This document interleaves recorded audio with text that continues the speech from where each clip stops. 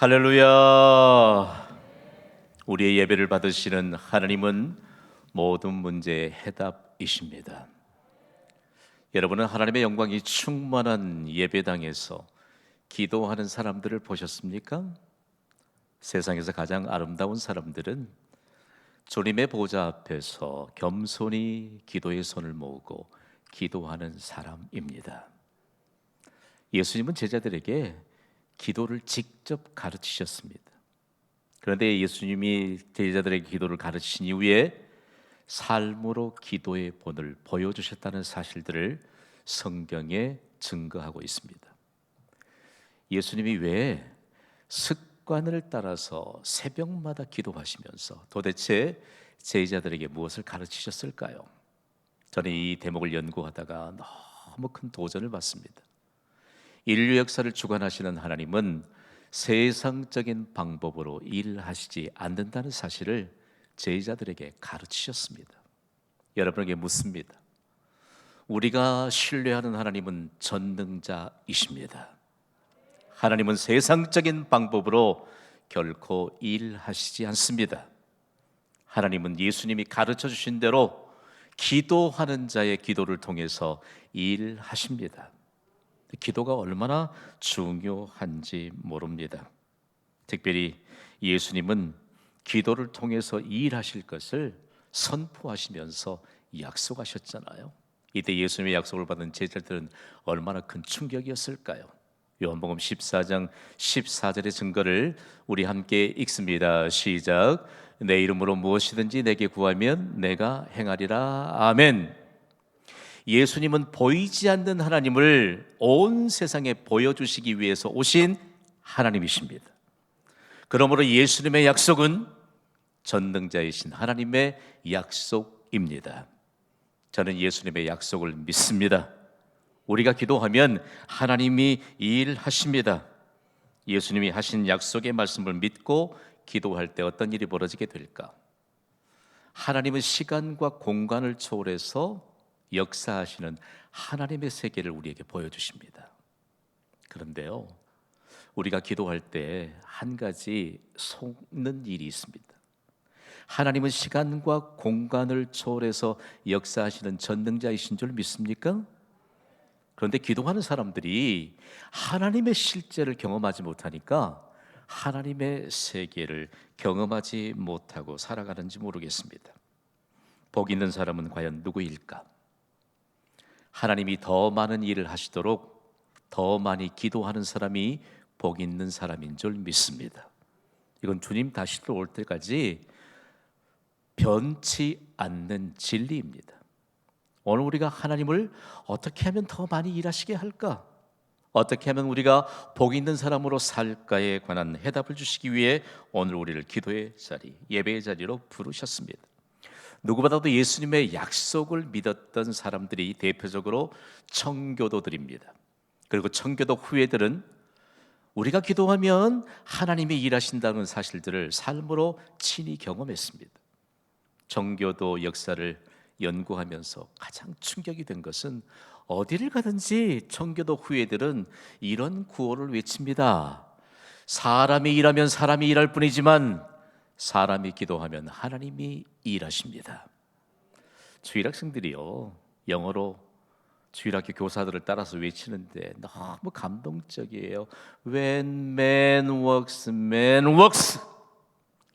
사람이 일하면 사람이 일할 뿐이야. When man prays, God works. 사람이 기도하면 하나님이 일하신단다. 아이들이 어릴 때부터 이거 배우고 자라요. 오늘 우리에게 있어서 왜 하나님은 사람이 기도할 때 일하셔서 전능자이신 하나님을 나타내 주실까? 예수님의 피값으로 세워진 교회는 예수님이 제자들에게 기도를 가르치셨던 것처럼 기도를 가르칩니다. 기도를 가르치지 않는 교회는 더 이상 교회가 아니지요. 그리고 교회는 예수님이 가르치신 대로 기도합니다. 기도의 모범을 가진 자들에게 복 주시는 하나님의 손길이 증거되는 것이 교회입니다. 여러분 경신교회를 통해서 여러분이 기도하시며 여러분에게 복 주시는 하나님의 손길이 증거되기를 주님의 이름으로 축복합니다. 그렇다면 우리는 과연 예수님의 약속을 따라서 기도하고 있는 것일까요? 오늘은 사순절 네 번째 주일을 맞이해서 예수님이 기도의 모범을 남기신 역사적인 현장으로 떠나보겠습니다. 오늘 본문인 마가복음 14장 32절은 예수님이 습관을 따라서 기도하셨던 그 현장을 보여주고 있거든요. 오늘 본문 마가복음 14장 32절 말씀을 우리 힘있게 한번 읽어보시죠. 시작. 그들이 겟세마네라 하는 곳에 이르매 예수께서 제자들에게 이르시되 내가 기도할 동안에 너희는 여기 앉아 있으라 하시고 아멘. 예수님은 인류의 죄값으로 집을 대시기 위해서 십자가를 지셔야 했습니다.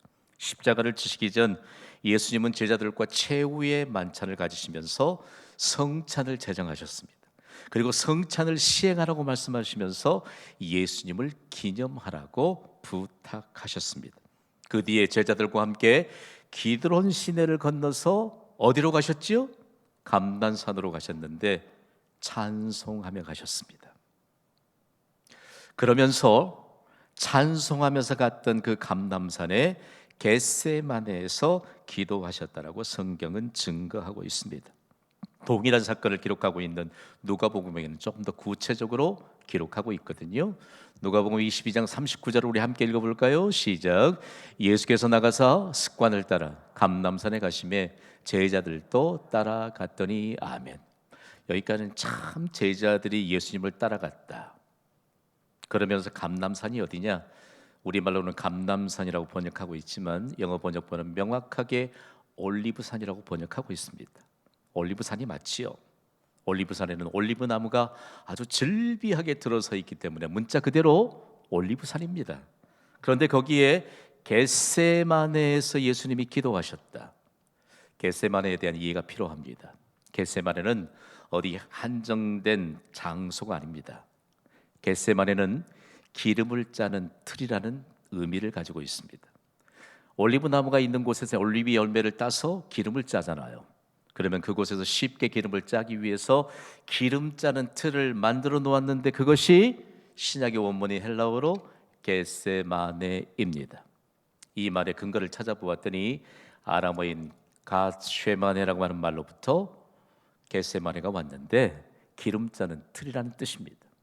그러니까 이스라엘과 팔레스틴 지역을 우리가 요즘도 순례를 떠나보면 볼 것이 올리브 나무밖에 없어요. 올리브 나무가 있는 곳에 뭐가 있지요? 어김없이 겟세마네가 있습니다. 기름 짜는 틀이 있습니다. 예수님은 여러 겟세마네 가운데 감람산 기슭에 있는 겟세마네에서 습관을 따라서 기도하셨습니다. 그러면 여러분 궁금하지 않아요? 정말 예수님이 올리브 나무가 있는 곳에서 기도하셨을까? 현장은 현재 이렇게 보존이 되고 있습니다. 여러분 보시기도 이 올리브 나무가 수령이 오래된 것쯤은 짐작이 가시지요? 적어도 여러분 예수님이 기도하시던 2000년을 훌쩍 넘는 그때에도 예수님이 습관적으로 기도하셨던 것을 말없이 증거하고 있는 나무들입니다.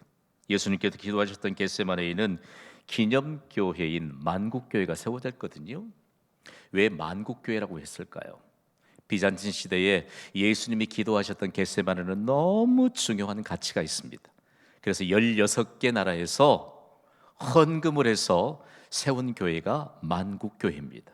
여러 나라에서 헌금을 해서 세운 교회이기 때문에 만국교회라고 이름을 붙였고 그 장소는 보존해야 될 너무나 중요한 가치를 가지고 있는 것이죠.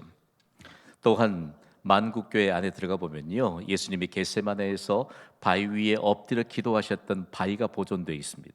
수많은 순례자들이 그것을 방문하기 때문에 사진 찍기도 참 어려워요.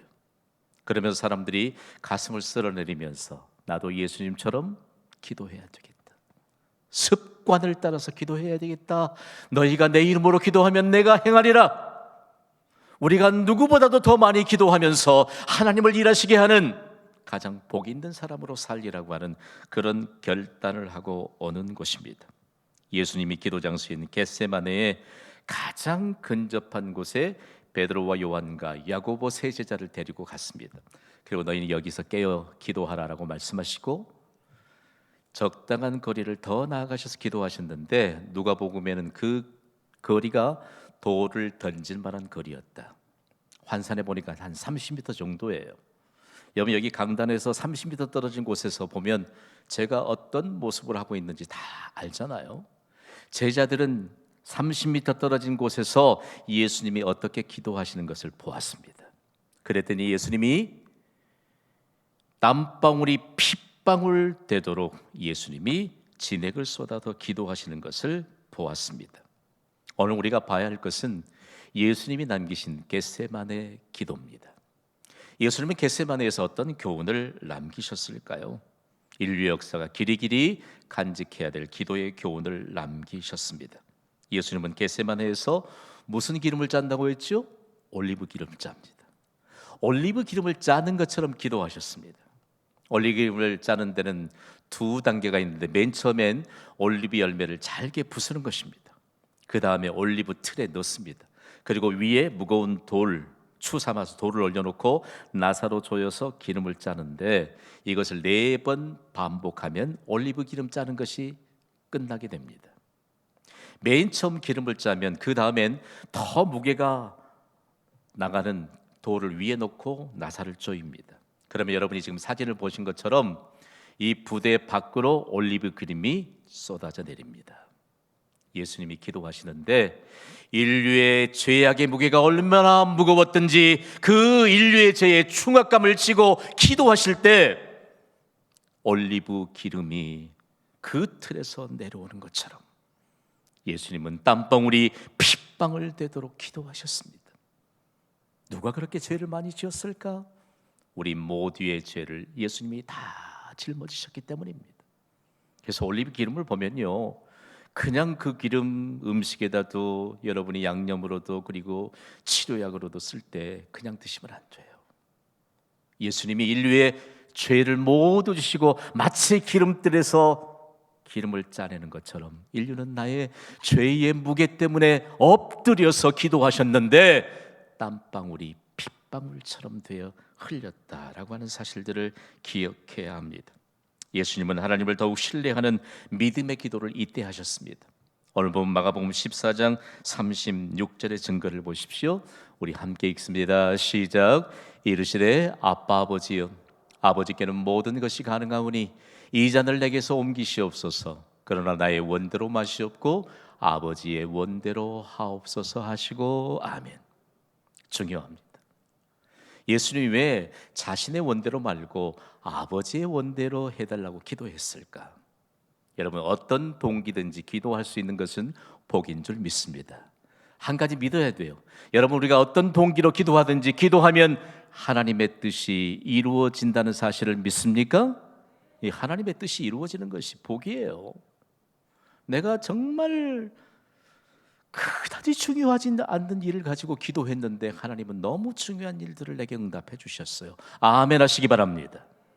그러면서 하나님이 이 기도의 제목을 통해서 예수님이 하나님을 아빠 아버지라 불렀다. 이건 충분하게 설명하지 못한 번역이에요. 따라합시다. 아바 아버지.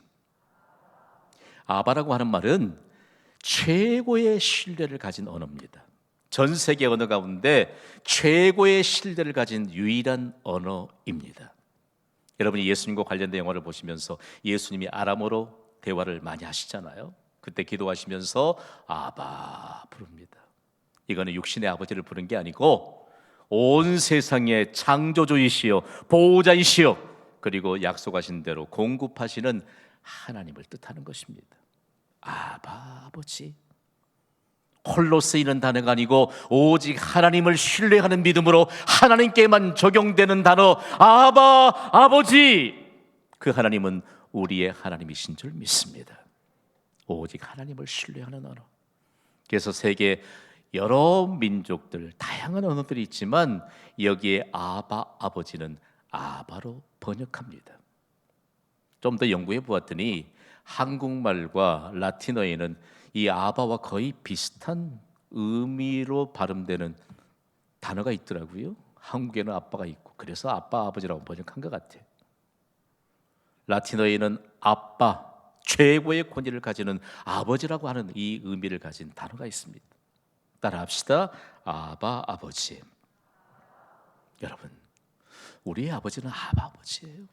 최고의 신뢰를 가지고 하나님 앞에 나아갈 수 있는 기도인 것이죠. 그래서 여러분, 예수님이 이렇게 기도하셨잖아요. 예수님이 이렇게 기도하셨잖아요. 함께 읽어봅시다. 시작. 그러나 나의 원대로 마시옵고 아버지의 원대로 하옵소서. 아멘.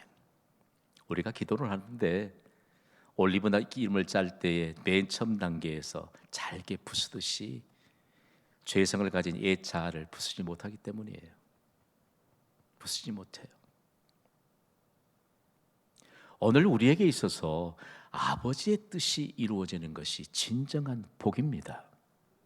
아버지의 뜻을 우리에게 이루시도록 우리에게 십자가의 희생을 통해서 우리에게 구원의 은총을 베풀어 주셨는데, 오늘 우리가 살아가는 것이 과연 내 뜻만 고집하고 있는지.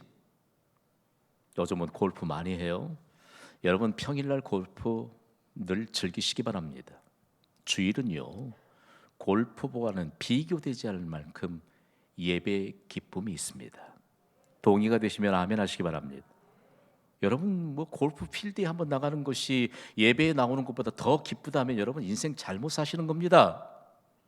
여러분이 주님의 보좌 앞에 나가 기도하기 위해서 기도의 자리에 나간 것보다 여러분이 어디 여행 가는 것보다 더 즐거움이 없다면 그건 인생 잘못 사신 것입니다.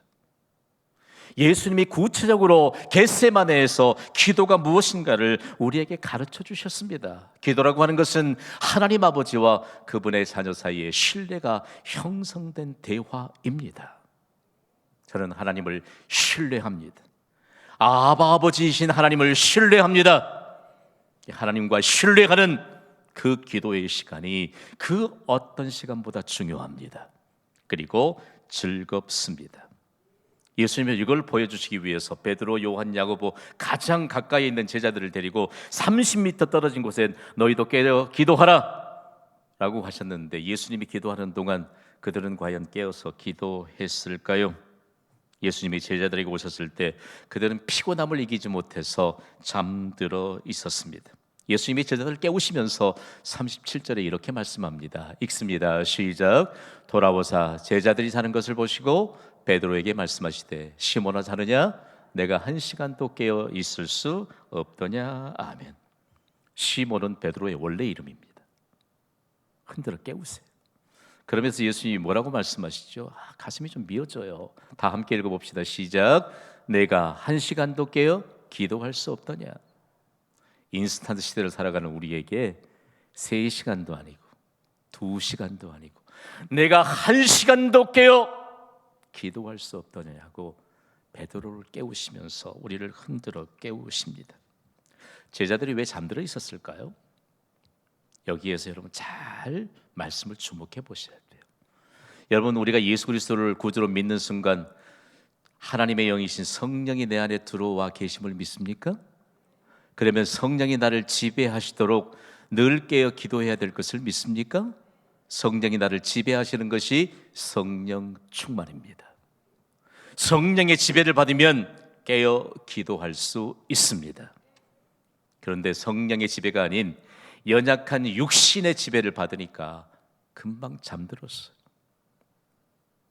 김 목사가 이 말씀을 깊이 연구하다가 마음이 아픈 것은 좋은 것도 아니고 깊이 잠들어 버렸어요.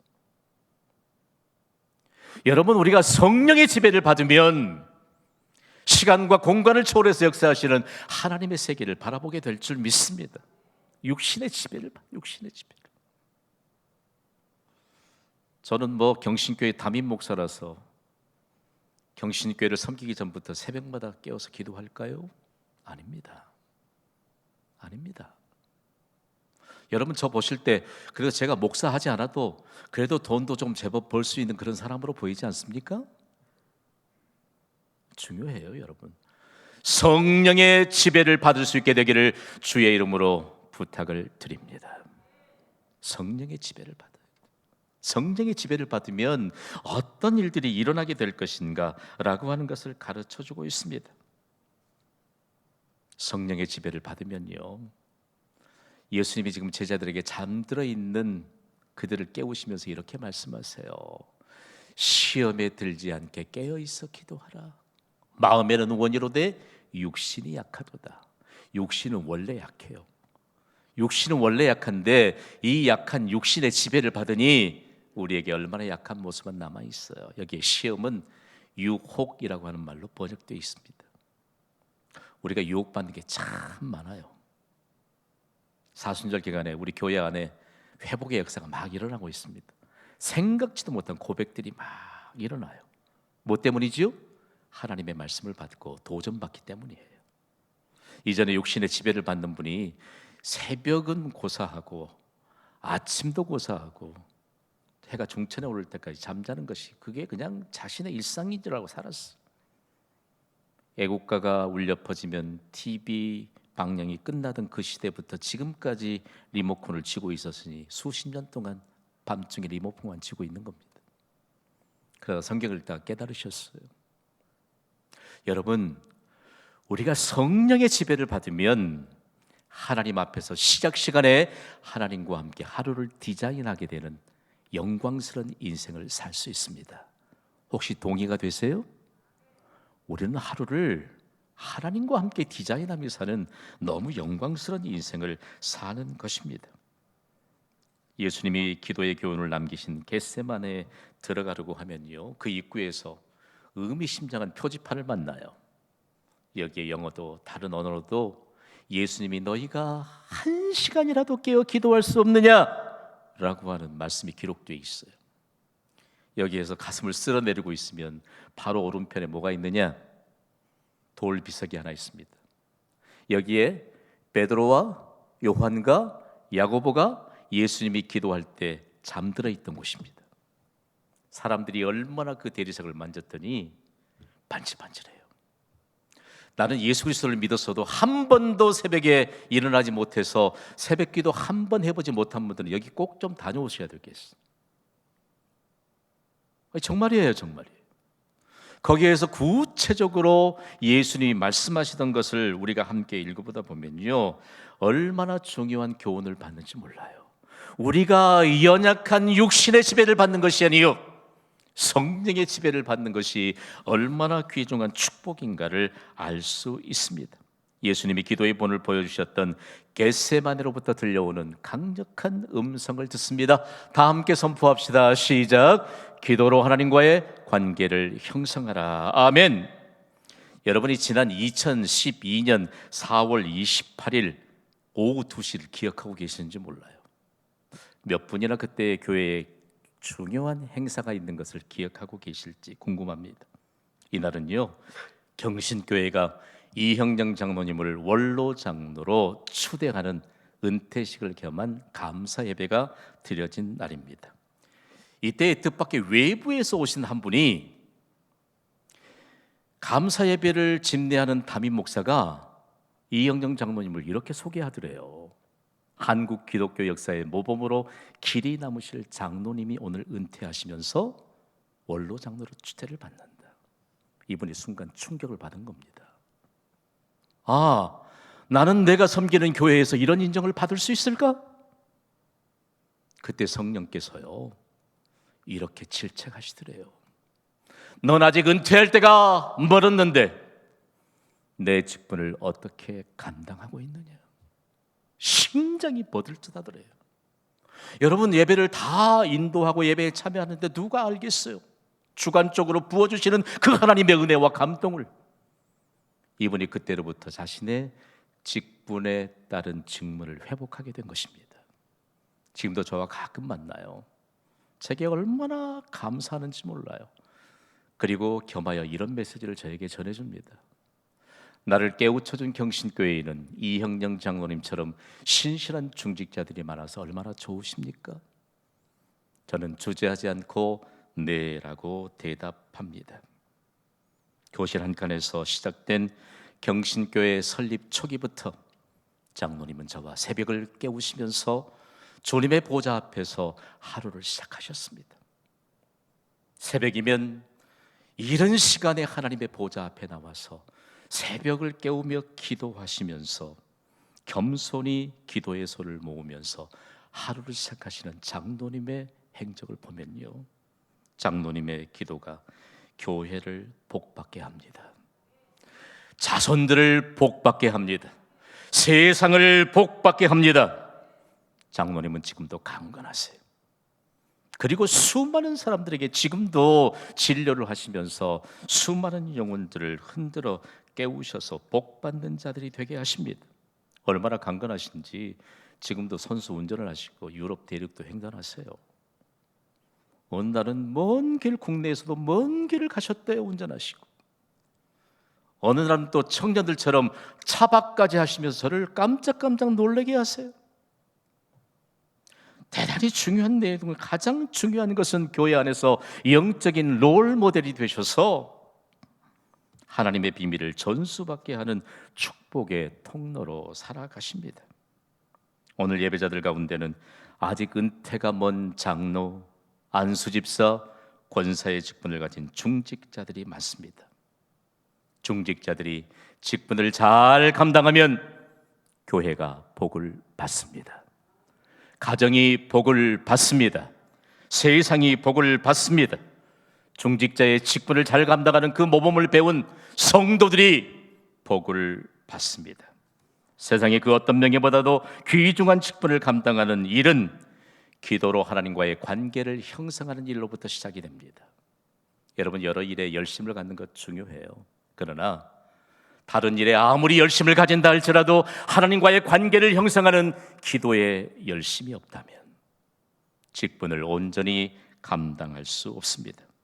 중요한 직분을 가진 중직자 여러분을 주님의 이름으로 권면합니다. 사순절 기간에 시행되는 세일의 특별 새벽 기도를 통하여 여러분의 직분에 따른 직무를 회복할 수 있게 되기를 주님의 이름으로 권면을 드립니다. 먼저 새벽마다 예수님의 모범을 따라 기도의 자리에 앉으시기를 바랍니다. 예수님의 십자가의 희생으로 구원받은 주의 백성 여러분, 세일의 특별 새벽 기도회를 통하여 중직자의 신앙 모범을 따라 새벽에 도우시는 하나님 앞에 믿음으로 나오시기를 주님의 이름으로 권면합니다. 경신교회는 지금까지 기도로 하나님과의 관계를 형성하는 새벽 기도를 통하여 살아계셔서 역사하시는 하나님을 증거하는 축복의 진원지가 되고 있습니다. 새벽을 깨워 기도하는 자는 단 1%의 가능성도 포기하지 않습니다. 새벽에 도우시는 하나님을 믿기 때문입니다. 그리스도인은 단 1%의 가능성을 붙들고 인간의 모든 불가능을 가능케 하시는 하나님께 나아가 기도해야 합니다. 저는 교회 설립부터 지금까지 목회 철학이 변함없는 것 한 가지가 있습니다. 삶으로 실천하는 일입니다.